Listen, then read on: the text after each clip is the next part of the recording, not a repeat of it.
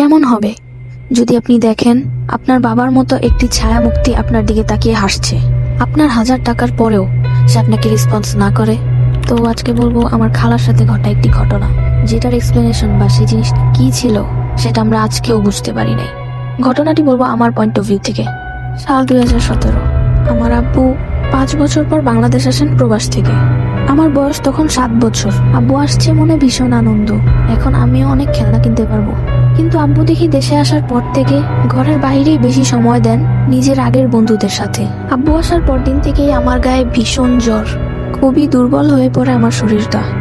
এভাবেই কেটে যায় 2টা দিন। তো এর পরের দিন জ্বরের ওষুধ খেয়ে ঘুমাচ্ছিলাম।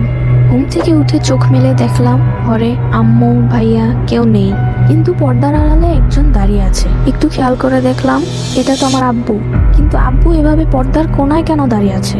আমি কয়েকবার জোরে জোরে ডাক দিই, আব্বু আব্বু।